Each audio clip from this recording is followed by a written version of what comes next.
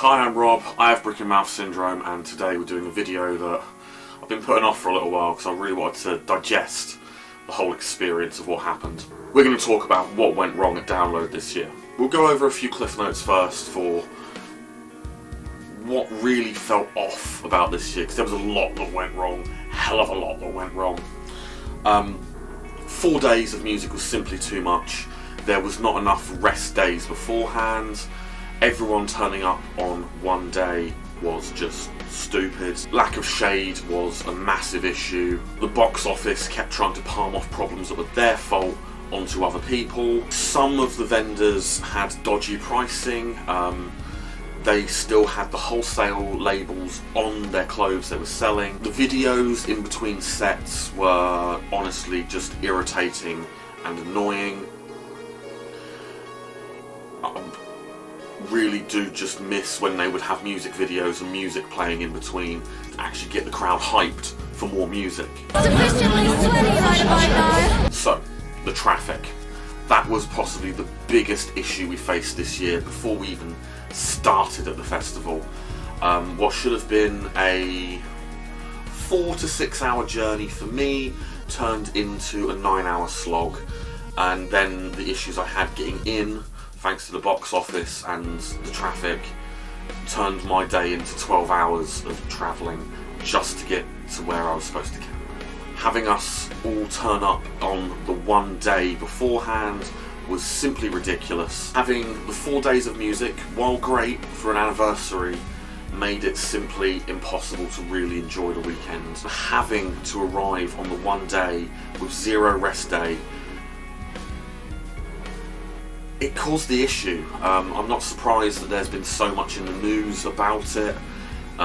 There's been stories where now the local councils are looking at what went wrong at the festival, specifically the traffic, and they're questioning whether they are even able to run next year. That's a worry, but hopefully they'll see that that was the issue and it was just simply their poor planning, and anyone who was supposed to be out there helping guide people just weren't out there guiding people. Any of us that have done Download before know the importance of having the travel days split up so we can actually get people in a reasonable capacity. Having an estimated 100,000 people, I think it was, turning up on one day simply just was stupid planning on their half. I know Copping wasn't in charge of a lot of things this year like he normally is, and someone else was in charge. Maybe they shouldn't have been given that responsibility this year. Or maybe Copping did the smart thing and decided that this is the year I don't want blame on my shoulders. Either way, the traffic was ridiculous and they need to rethink that. If they were going to do the 4 days of music, we should have maybe turned up, or been able to turn up, from the Tuesday. Then after the travel and getting there, the car parks, they were a massive issue. The car parks were split up east, west and south. East and north are the same one, but whatever, it doesn't really matter at this point. So the west car park was supposed to be for eco campers, for disability campers, and I believe it was for the guest special camping as well. So, great idea in premise. Unfortunately, we weren't enforcing the camping checks at the car parks. So obviously, that car park filled up first because it was closest to the campsites to getting in. So most people went there, which sucks. It's stupid. And they should have been checking people, they should have been turning people around, they shouldn't have been letting them park up there. But they were. So later on, when the west car park was full, everyone was getting siphons to east and north, which is just ridiculous. Those filled up relatively quickly. I believe before the setup day had finished, that car park was full. People were then being told to go park in South Car Park, which was supposed to be for the day ticket visitors. I think you can see the issue here. I was speaking to some girls when I was waiting to get picked up from the correct designated pickup point. They were parked in South Car Park and their mates just said, look, you take all the stuff to the pickup point, make the long trek, we'll come pick you up. And they did, thankfully, because they were telling me it was an hour and a half walk for them to get from their car to their campsite. It got worse when the disability customers were unable to park there. They couldn't get through the rough path of the other campsites, so it was simply not possible for them to do this. That's why a lot of them ended up, again, in South Car Park. Or, as there have been reports, a lot of them simply went home, just disappointed with the whole thing. Really did make this year look like it was just a money grab. The toilets. Now, I know some people that work in security, and I got some interesting photos from them about the state of the toilets this year. It was possibly the best year for me to not have to use those toilets. There were campsite managers that was complaining, and you could hear it as you were walking around, that their loos in their campsite were not being monitored. They were not being emptied, and I believe one of them reportedly didn't get emptied for 2 days. It was really a bad year to be in standard camping, so I do appreciate that I didn't have to endure that one. Chairs. This year in the arena, there was a massive influx of people that had seemingly never been to a festival before, that thought they could take their chairs up to the front pit to just camp there all day. Were not happy when people would be moving actively near them, trying to dance and mosh to the music at a music festival. So I have to wonder what these people were even doing there. I did sort of expect this thing post-COVID, where people would have forgotten the rules, but music festival goers are generally the same people every year. Unfortunately, I think for the 4-day event and the Dr. Metallica set, people forgot that they do not own the land they're sitting on, and they got very arsey with people. And on the Saturday and Sunday, the chairs really crept up in the tents, which I understand it. There's a complete lack of shade everywhere, we'll get into that one shortly, but these tents are for performances. They are not there for you to just hide from the sun. We are all adults and we all need to take responsibility for ourselves in these conditions. Not really much else I can say about that. You should not be hindering anyone else's enjoyment of the event just because you can't deal with sun. Maybe go back to your tent for a while.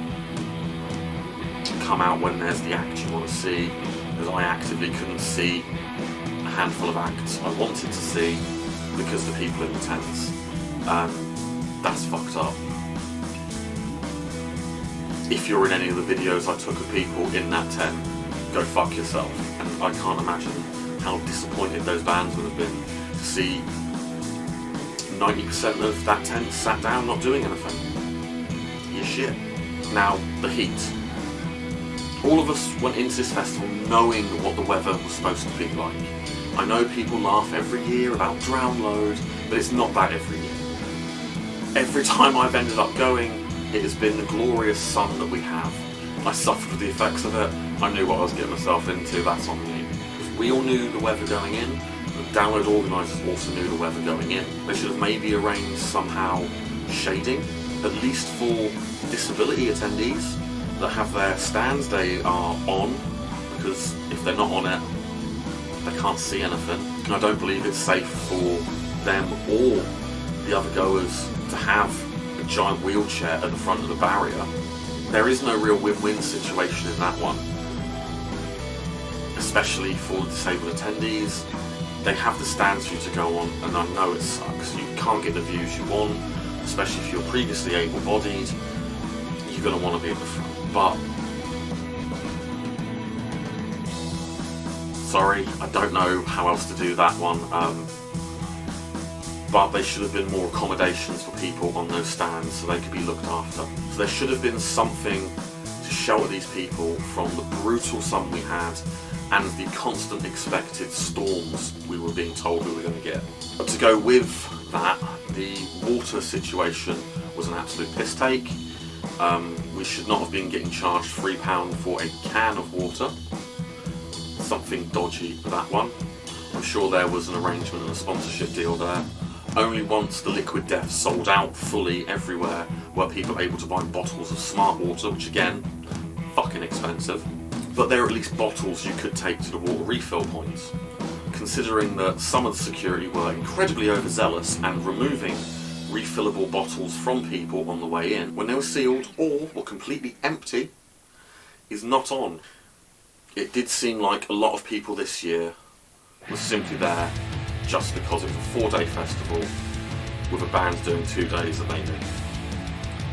And honestly, I really hope they fix a lot of these issues for next year. Those are the biggest issues that I could see with it. I don't want to keep harping on about how shit Download was this year, but a lot of people have said they would not be returning when I spoke to them, which is sad because it was their first one and not good.